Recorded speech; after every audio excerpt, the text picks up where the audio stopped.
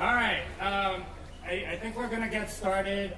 Thank you guys for coming. I want this to be a high-level debate and, something that we can have as a recording, something that lays out the case for Bitcoin versus Bitcoin Cash. I think my opponent has done a lot of stuff. Let me just sort of prep everything, and then we'll get started after I tell you what the format's going to be. We're going to try a Lincoln Douglas style debate. Roger claims that he doesn't want to agree to that or something, then that's fine. I'll just finish. But no. You can go ahead. No. I have one question. Do you agree to a 10-minute Lincoln Douglas? Is this part of his 10 minutes? This is not part of his 10 minutes. Calm down. This is what Roger does. All right, but can you sit down, please? I'm doing an introduction. Can you? Does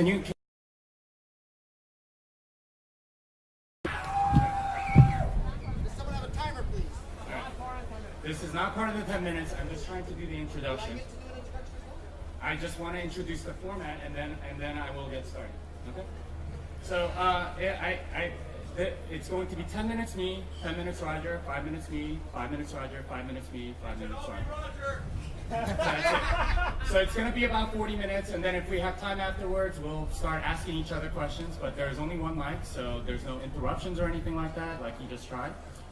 We'll keep it civil. I want to keep it at a higher level. I think there's way too much Jerry Springer and not enough Supreme Court. So anyway, that's what I would like to see. All right, so I would like to get started. If somebody has a timer, just make sure, somebody show me a timer thing. Okay, ready? Sit down, Roger. It's not your turn. It's not your turn, Roger. No, I just introduced the format. It's not your turn. And I think everyone knows who we are. So I don't think we need to do that. I'd like 1 minute for an introduction as well, please. I think that's fair. He has 1 minute. I want us to debate. I don't want to. You can do a 1 minute introduction of who you are. I just introduced the format. That's it. Okay. Hey, can you not interrupt, please? Sit down, please. Sit down, please. Do you want to debate me or not? Okay, then sit down. I introduced the format, not me. Sit down, Roger. Who are you actually? You know what?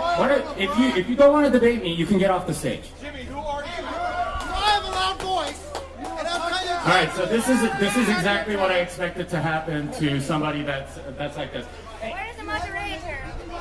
I had 1 minute to introduce the format. I didn't do anything else. Okay, you could. I just said it's Lincoln Douglas. I already introduced the format. If you don't want to, Roger, here's another microphone. all right, then I am refusing to do the debate if there's two mics. When we start the debate, we'll have one mic. But I'll have 1 minute to talk about the format. So here's what happened. I'll spend 1 minute going over it. I arrived at the debate. Hey, when are you going to stop using Bitcoin Core? I don't own it. It's not your turn, sir. But Right, it's not yours either, so now we have chaos. if Jimmy doesn't want to debate, I'd be happy to debate you as well. And anyhow, in regards to the format, you're interrupting me, Jimmy. I didn't interrupt you during your 1 minute. You did your mic. Anyhow, I'm agreeing to the format of Jimmy, but I'd like to point out and was told to me at the time I arrived here. 10 minutes, 5 minutes, 5 minutes, just like he asked, and I his notes here that he prepared in advance. Nothing was told to me about that in advance whatsoever. So if anybody's ambushing anybody, it's Jimmy. We'll give one microphone on the stage so nobody can interrupt and everybody can hear what they say. So Jimmy, I yield the rest of my time to you, and I won't interrupt. You have 10 minutes to say whatever you want, Jimmy. Your turn. Come on down, Jimmy.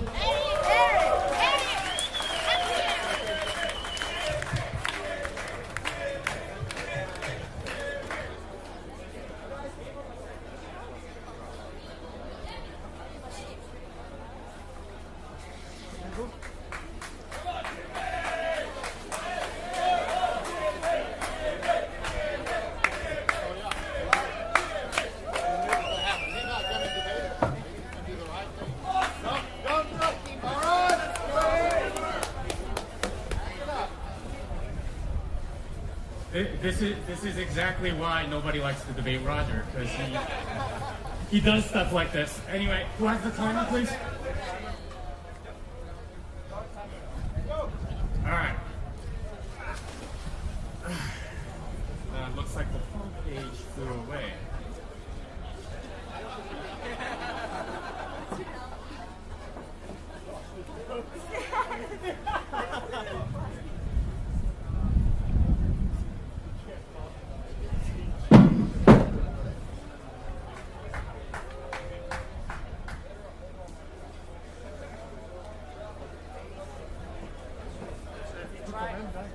Hello?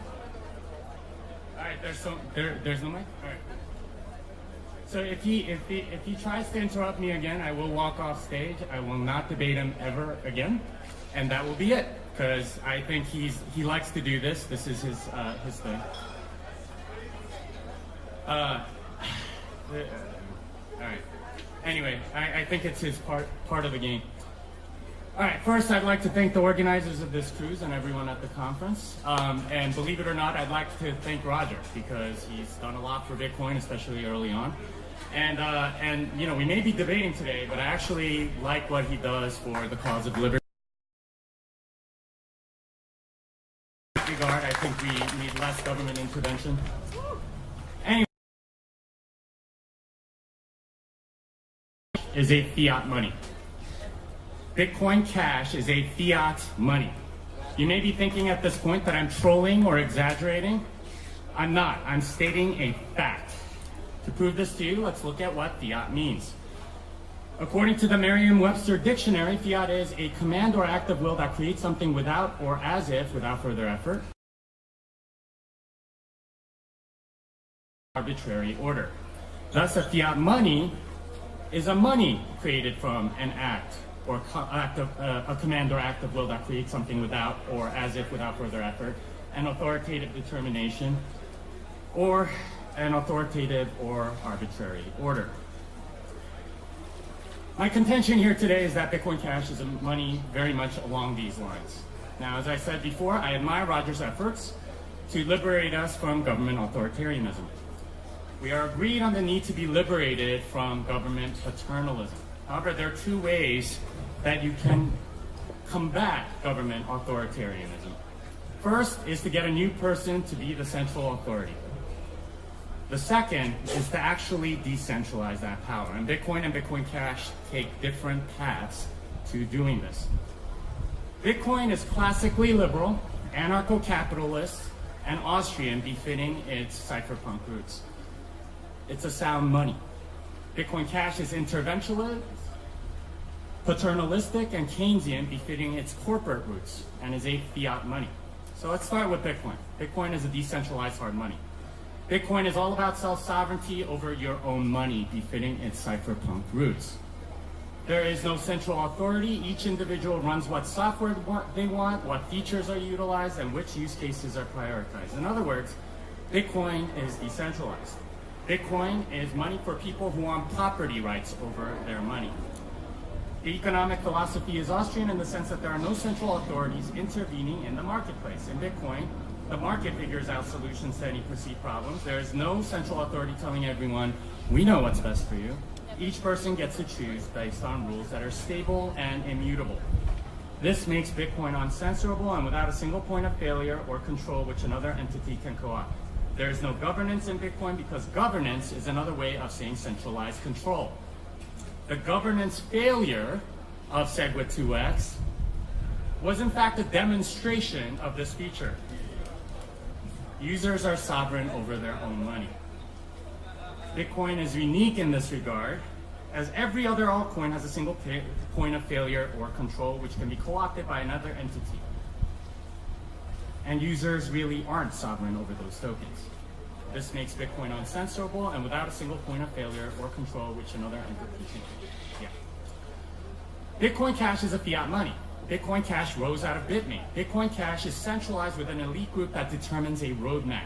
They determine what will be implemented and what will not through authoritarian hard forks. These are forced upgrades decided by a central authority that everyone must follow in order to stay on Bitcoin Cash. These hard forks mean that at a minimum, the economic incentives change. They pick the winners and losers.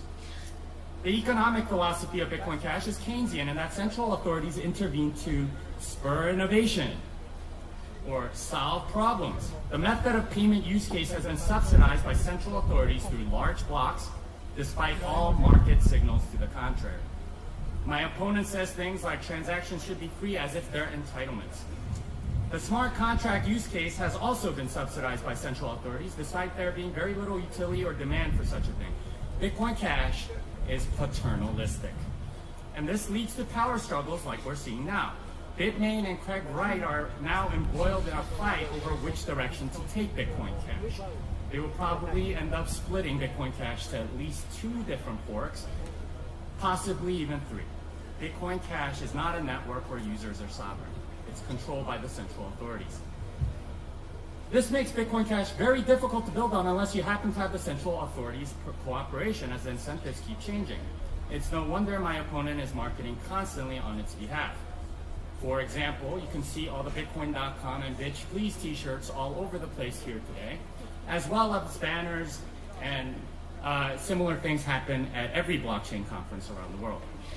Bitmain is a central bank of Bitcoin Cash. Bitmain has tried to maintain a peg to their reserve currency, Bitcoin, and has failed. Bitmain has failed to keep the peg at 0.15 Bitcoin, 0.12 Bitcoin, and recently capitulated the 0.1 Bitcoin level. This is a central bank selling its reserves to keep a peg to another currency. What's worse, much like a central bank, they seem to be running out of reserves, and Bitcoin Cash will finally float on the market instead of having the artificially inflated value that it has now. Bitcoin Cash is a fiat money, and their main appeal is that they'll be better than the fiat central bankers that you already know.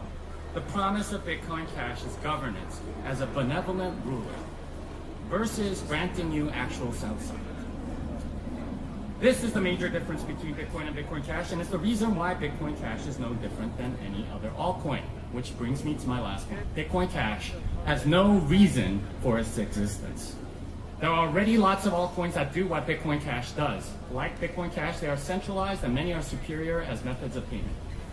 My opponent in our last debate brought up that altcoins don't have the same history as Bitcoin Cash, and that the ledger in Bitcoin Cash has Bitcoin's history. But this too is a spurious argument. Having the same ledger merely means that it was an involuntary airdrop to the Bitcoin holders, nothing more.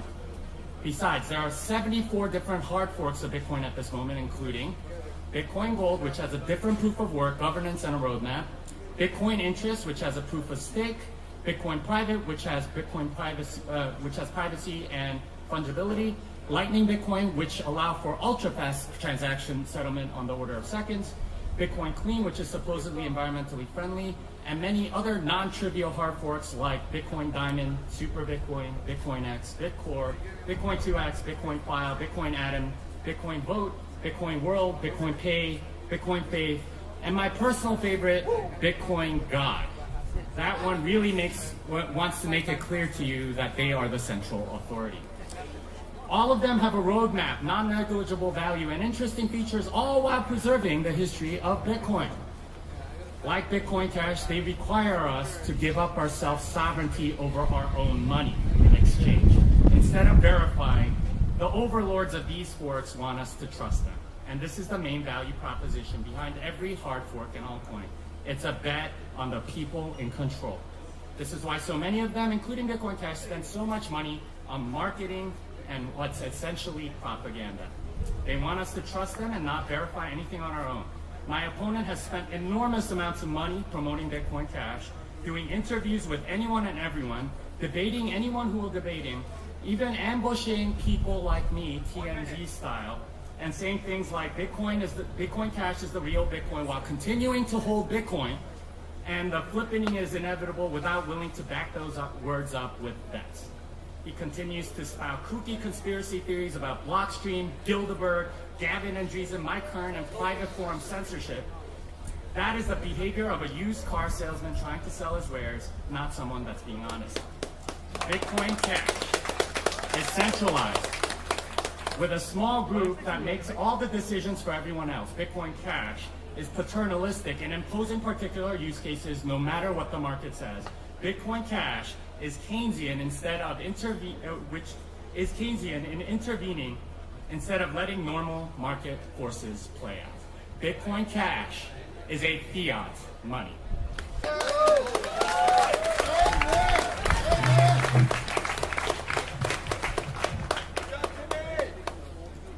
So once again, the format for this was kept secret from me before the event.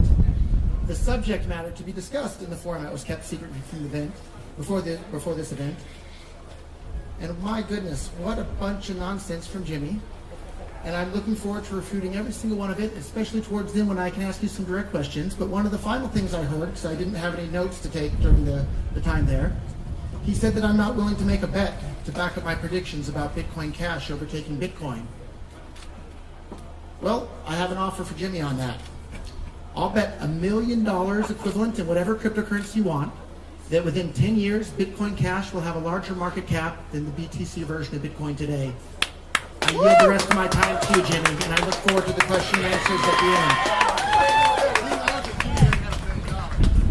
Well, that is a great offer, and I want to. Yeah, so he didn't want to take his time, which means that I think he's more or less conceding his points.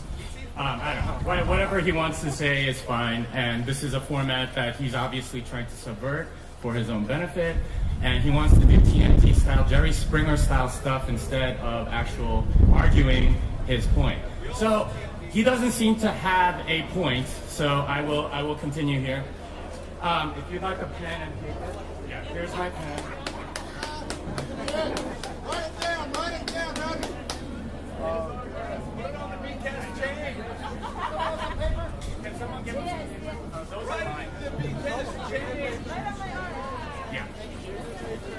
I want this to be fair, but if you don't want to take the fairness, that's fine. Okay. All right.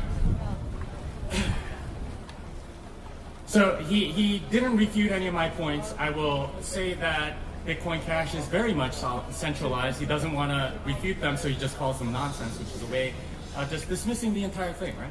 But Bitcoin Cash is very much centralized. The development team for Bitcoin Cash is incompetent, but they nevertheless make choices for the entire community. The emergency difficulty adjustment that started the whole thing was a complete disaster, and it caused miners to come in extremely close blocks, and eventually led to another hard fork. Their hard fork earlier this year had a consensus bug, which is the worst possible type of bug you can make. It would have split the network in two, and it would have been very easy to double spend. The governance process of Bitcoin Cash is simply centralized. There's an elite group that decides what the users must agree to. They listen to the users, but ultimately they make the decisions. This is evident in that the governance process is not at all transparent, and the roadmap is decided by an elite group. I mean, they're fighting about it now. Craig Wright versus Bitmain, right? Jihan versus Craig, or Amory versus Craig, or I don't know who the other people are, but I think it's Calvin or something like that. But they're infighting. What's that? Calvin Air. Yeah. There's a lot of infighting because it's centralized. They're looking to gain that power. Right? If there was nothing to fight over, they wouldn't be fighting. They're fighting over who gets to control the coin. And this is what Bitmain and Craig Wright are doing. And ask yourself, why is an obvious scammer like Craig Wright doing in this community? Why is he there? He's there because he's going to gain something out of it. He's there because he can go scam. Scammers go where they can scam. And as I've said, there are lots of altcoins that are centralized. There are lots of other choices that are faster, more private, easier to use if you're looking to use centralized coins. Bitcoin Cash doesn't add anything new. But it has the word Bitcoin. And this is one of the things that you have to be very careful about when you have a centralized authority, because with Bitcoin Cash, the central power needs to be lobbied to make any changes. And Bitcoin Cash does not give users sovereignty over their own money, because the people that are in charge get to do whatever. And that's governance by fiat. And every single fiat money ever has inflated, okay? Has been devalued, has been debased. And this is due to the moral hazard that exists in fiat currency. The central authority can print more money. It's the epitome of hubris to believe that what's happened to every other fiat currency won't happen to you. Right? Just trust us. We're the paragons of virtue. We won't print any more money. Yeah, right. My opponent's argument basically comes down to trust us. Right? Trust us. We won't inflate it. This has to be said over and over again by every single government. Okay. You have to keep the thing so I can see it. So thank you to this lady for letting me borrow her pad to take a couple of notes. I'd like to point out that Jimmy started his rebuttal by saying that I didn't address any of the points that he made. Well, I concluded my last little point with offering a $1 million bet challenge to Jimmy that the market cap of Bitcoin Cash will be higher than the market cap of BTC in 10 years from now. He didn't address that at all. You won't have $1 million then, brother. And if the $1 million is too much for him, he can name the amount he wants to bet. So I'm more than happy to bet whatever amount you would like on that. Another point that he made there was Bitcoin Cash being centralized. And he's saying that, he said Bitcoin Cash is centralized. And then he spent a whole bunch of time talking about a whole bunch of people like Craig Wright and Calvin Ayre and Omri Sachet and ABC and Bitcoin Unlimited. And they're all fighting with each other. If Bitcoin Cash is centralized, then why are a bunch of people fighting with each other over it? The very fact that there's a whole bunch of fighting going on shows that it's not centralized. And the very fact that the BTC community has expelled anybody from their community that disagrees with the roadmap and literally kicked them out of the community by silencing their voice and deleting their posts and banning them from our Bitcoin on Reddit and BitcoinTalk.org. The fact that they've been able to do that and have the power to do that, if anything, that shows that the BTC coin is the one that's centrally controlled with the iron fist of totalitarianism. Whereas Bitcoin Cash, if you go on our BTC or the Bitcoin forum at bitcoin.com, you'll see all sorts of people arguing about all sorts of things and lots of disagreement, and sometimes it's a little bit much because there's so much arguing stuff going on. But that's the sign of a society or a community that's willing to accept considering new ideas and willing to accept that maybe I don't know the absolute best thing for the world. Maybe other people have ideas too. Maybe I should stop and listen to them. And maybe I shouldn't delete other people's posts if I disagree with them. And that's the Bitcoin Cash community. They are open to new ideas. They're open to learning new things. Whereas the BTC community will literally delete your posts on the discussion platforms they control and ban you from their community. And so that's why there's consensus within BTC, because they've kicked out anybody that disagrees. Another thing he was talking about, Bitmain versus Craig Wright. Well, again, if Bitcoin Cash is so centralized, why are all these people fighting over it? And the biggest nonsense that I managed to take notes of that he was talking about was fiat. He said Bitcoin Cash is fiat. Well, the definition of fiat is money by decree. And the very, very essence of cryptocurrencies is that nobody is forcing anybody to use them. If you don't like BTC, don't use it. If you don't like BCH, don't use it. If you don't like Monero Dash, Zcoin, Zcash, take your pick. If you don't like them, don't use them. That's the very opposite of fiat, because with fiat, with dollars and euros and yen, the government say you have to use our money, you have to pay us taxes in those money, and if you don't, we'll lock you in a cage. That's what fiat is. Cryptocurrencies are not fiat currency. Cryptocurrencies are the currency of freedom.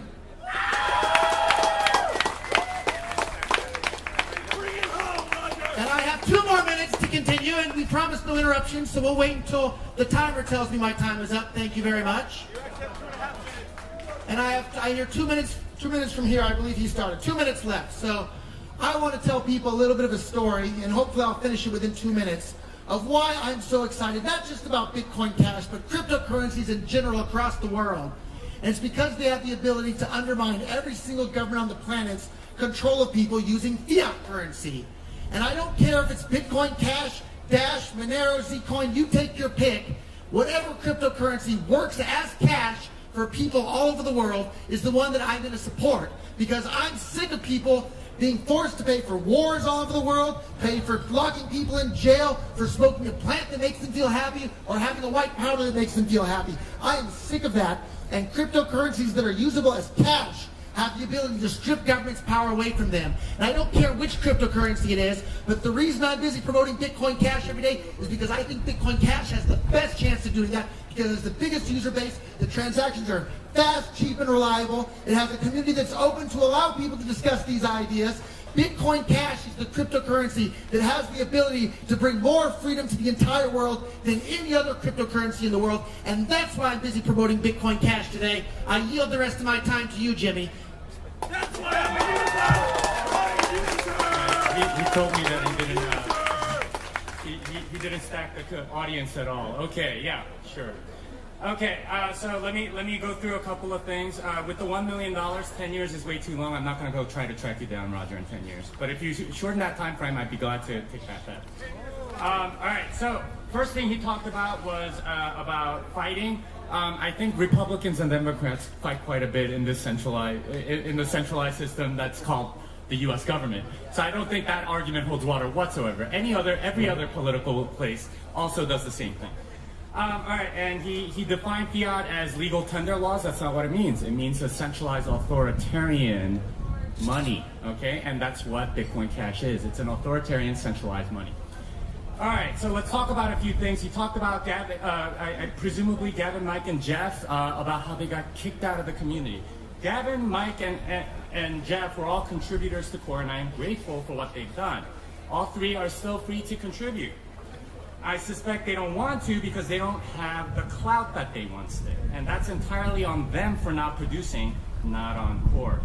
What my opponent is really objecting to is the fact that these individuals don't have the influence that they all once did. Having a good reputation in the Core community is not something you are entitled to for the rest of your life. Bitcoin Core is not a bureaucracy where you can coast, do very little, and not get fired. Bitcoin is a meritocracy, and that means that you not only have to keep doing good work, but you also have to get better as the code and developer quality improves. These three contributors simply didn't meet the rising bar that other contributors clearly set. That was most of the reasons why these three lost their reputation. There were other contributing factors. Mike and Gavin wanted to make Mike the benevolent dictator for life of Bitcoin. They wanted to centralize around Mike Hearn, and when the rest of the community said no, Mike rage quit. Gavin enabled a scammer like Wright through technical incompetence in not being able to check a simple signature. Jeff started doing ICOs and altcoins. They had good reasons to lose their reputation. Whatever the reason, they lost their clout and are no longer contributing, though they are free to. In Bitcoin, nobody gets a position for life, as in a centralized system. What my opponent is really objecting to is the meritocracy. You only get influence if your contributions are useful. Influence is hard to earn and easily lost in a meritocracy. The reason my opponent is unhappy about these three developers not having influence is that they're more open to his ideas, and this has reduced his influence. He's identified this as one of the reasons he lost the debate. And really, he can't seem to face the prospect of being wrong. And being heard in a private forum is not an entitlement. A lot of people are frustrated with our Bitcoin, and that's why it's not nearly as popular as it once was. Including me, I don't go there anymore. That's the free market at work. Getting silence sucks, but unless the one doing that silencing is the government, it's not illegal. My opponent seems to think he's entitled to do whatever he wants in a private forum. Does he want the central authority to say that he must be allowed to speak?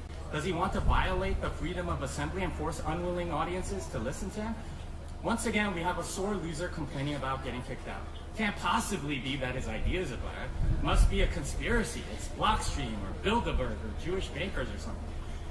The forum moderators are private individuals that decided to exercise their freedom of assembly. Sorry if you weren't made to feel welcome, but that just means your ideas are lost. Not that there's some kooky conspiracy. Complaining about access is what slick salesmen say because it decreases their sales. This censorship is sour grapes at not having access to a private audience. Hell hath no fury like a sore loser. I yield the rest of my time.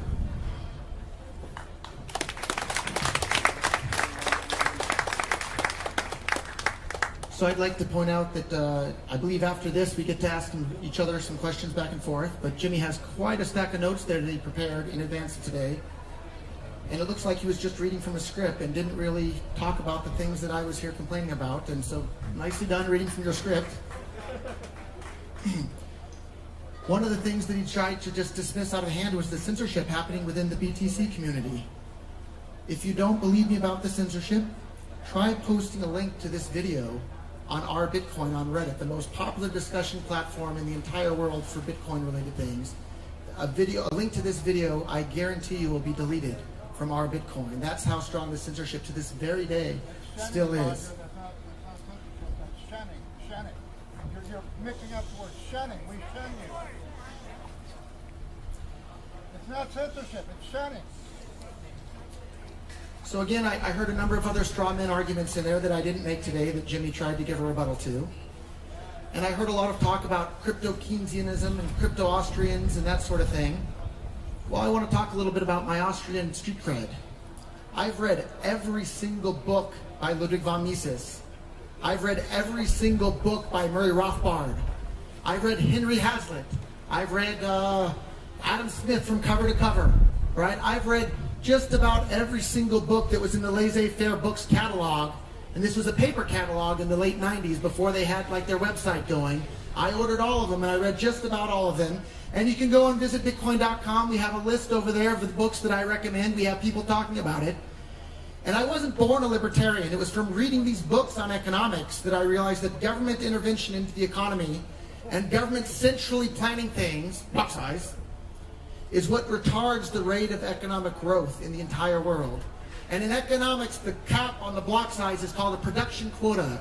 So we have a bunch of central planners in the form of the BTC developers centrally planning the amount of block size that the market is allowed to produce, where we have the market all over the world wanting to buy and bid for space within that block. And what we've seen happen, the market finds a way to solve that problem. The market has moved to block space in chains other than the BTC chain, and that's why we saw Bitcoin's market share plummet from nearly 100% down to somewhere in the ballpark of 50% today.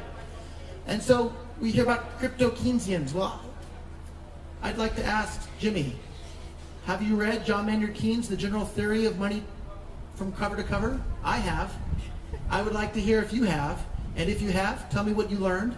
And I look forward to beginning our back and forth questions, and I'll be respectful and not interrupt you during your questions. Maybe we can limit each question and answer to 30 seconds. Is that fair for you? Your first answer? Okay, whatever I want to do, we heard it. So my question to you, Jimmy, have you read, you've been talking a lot and making videos about crypto-Keynesians. Have you read I'm going to give you the mic, I'll put it here when I'm done. I have 2 minutes left, so maybe a minute 45. Have you read John Maynard Keynes' The General Theory of Money and Credit, the defining book of what Keynesianism is, which I've read cover to cover? I'd like to hear if you've read it and what you learned from it and what your takeaway from it was. Thank you. Have you listened to the audiobook as well? But for myself personally, I learned much, much more from reading the actual textbook. So your turn, Jimmy. Have you read The General Theory of Money and Credit by John Maynard Keynes? And if no, fine. If not, what did you learn from it? What did you think his goal with that book was? What was he trying to accomplish? I love how he's appealing to his own authority. You have to trust me. I've read every book, and therefore I'm not going to make any arguments. You're just going to have to trust me. That's more or less what his argument comes down to.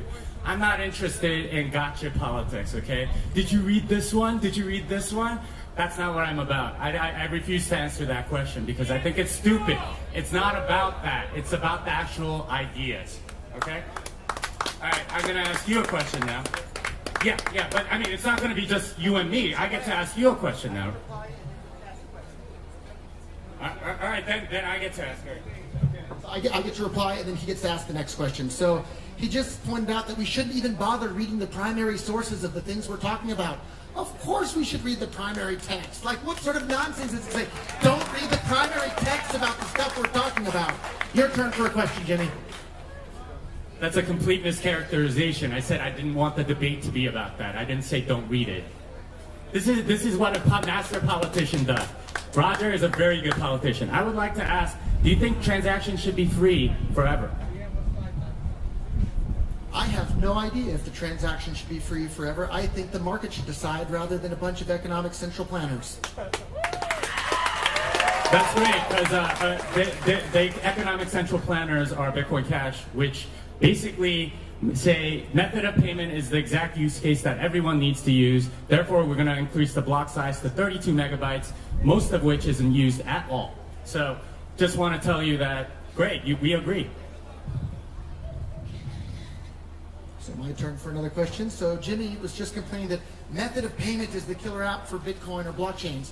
Of course it is. That's what made Bitcoin popular from day one. It made Bitcoin this worldwide phenomenon that it is today because anyone could send and receive any amount of money with anyone instantly, basically for free. And that application has been destroyed by central planners on the BTC blockchain. And that's why people like myself and thousands of other businesses and millions of people around the world have started using other coins like Bitcoin Cash. What do you say? My question, not yours. Thank you very much. What do you say to the central planners who have decided that cash isn't the killer application, or it shouldn't even be an application on the BTC blockchain? First of all, it's Bitcoin Cash that has the problem because free transactions aren't actually free. By 2028, 3 halvenings and just 10 years from now, fees will presumably be very low and rewards on Bitcoin Cash will be 1.56 Bitcoin Cash. At current prices, that's about $750 per block. You might be able to sell a coffee on their blockchain, but you're not going to be able to sell anything bigger than like a laptop. That's way too much risk. It's too cheap to do the other thing. So whatever he wants to say, it's my turn to ask a question, right? Yeah. Okay. All right. So the question that I have for you is, you seem to quote Satoshi over and over again. Do you think Satoshi is God? What a stupid question.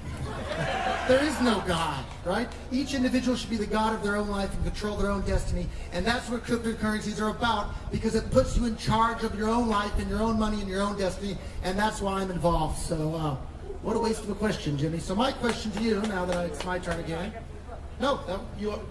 I asked you, I get to be. Is that right? All right, so Satoshi is not God, but he always appeals to Satoshi's vision. And what he's doing is saying this is the original intent, appealing to emotion, not logic. A lot of people don't realize that Satoshi made a lot of mistakes. Op-check multisig has an off by 1 error. Let's see, so does the difficulty adjustment calculation. The non-space in the block header is too small, as is the timestamp. You could tell Bitcoin Cash is incompetent technically because in their hard fork, they didn't fix any of that stuff. So a moment ago, I took a note when Jimmy was talking about the halving and how we have to limit the block size because the halving and the block reward will go down, to try and accurately summarize the BTC. There were 50 Bitcoin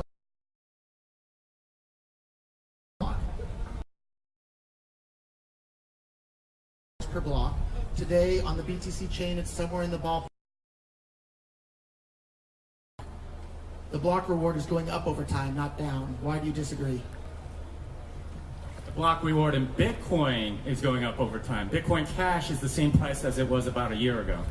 So there's no reason to believe that Bitcoin Cash will go up, given that in the 1 year of its existence, it stayed the same.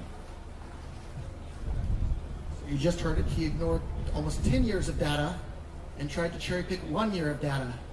It's very, very clear that as cryptocurrencies become more popular, even if the block reward goes down over time, in terms of that particular cryptocurrency, the reward in terms of dollars or fiat, which is what unfortunately most of the world is still denominating everything in today, goes up over time.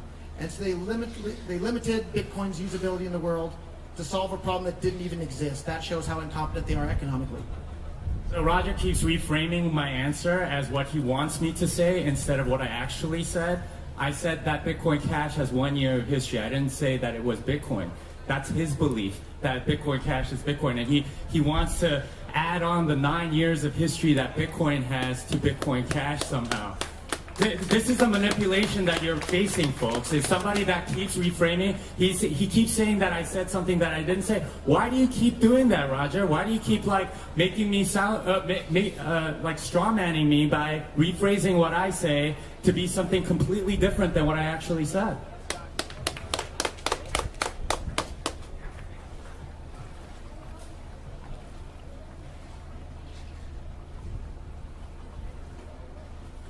I have have some notes, so I hope my time can start when I start. So I made a list of things that make Bitcoin Bitcoin. Peer-to-peer electronic cash system, low fee, fast payments, reliable payments, on-chain scaling, non-reversible payments, chain of digital signatures, opcodes enabled, SHA-256, one CPU, one vote, longest chain with the most proof of work, cited from the Bitcoin white paper, Satoshi Nakamoto, bitcoin.org. Bitcoin Cash has all but one of those. BTC today only has 2 of those characteristics that make Bitcoin. I gave a whole presentation on it yesterday. If you didn't see it, I hope you watch it, and I'd love to see your rebuttal to that. 30 seconds isn't honestly enough time, but please make a video rebutting why I'm wrong. Satoshi is not God. Okay, and what you're doing is appeal to Satoshi. It's not about logic. It's about, oh, Satoshi knows better than we do. No, the market knows better than Satoshi. Okay, and we don't want to share our property rights. We want to be sovereign over our own money. Bitcoin Cash is centralized. It's a fiat money. The elite cabal there controls your money. With Bitcoin, you control your own money. And we're not sharing our sovereignty with anybody, not even Satoshi. So I'm not saying Satoshi is God. I'm saying that certain characteristics define what Bitcoin is. Such things like the very title of the Bitcoin white paper, the original Bitcoin.org website, and things the creator of Bitcoin, Satoshi Nakamoto, said. That doesn't mean Satoshi Nakamoto is infallible, but if we want to look to what the definition of Bitcoin is, I think those are fantastic places to start. And if we look to those places, it's clear Bitcoin Cash has more Bitcoin-ness about it than BTC. And even if you disagree with that, I'm sorry, that's my time, I'll respect it. All right, so I just want to point out that what Roger's done over and over again is not answer any of my points, not answer the fact that his coin is centralized. He hasn't really disputed that at all. It's completely centralized. He's just accused Bitcoin of being centralized, which I've disputed. And he continues to appeal to Satoshi after saying, I'm not appealing to Satoshi, and then he just goes on and appeals to Satoshi. So this is the kind of logic that we're facing here, is somebody that doesn't really seem to understand that he, just sort of spinning things in a way that sound good instead of logic. This is why I wanted a Lincoln Douglas debate. Anyway, I think I'm done. I'd like to end things here. Roger, would you like to end? That's my question.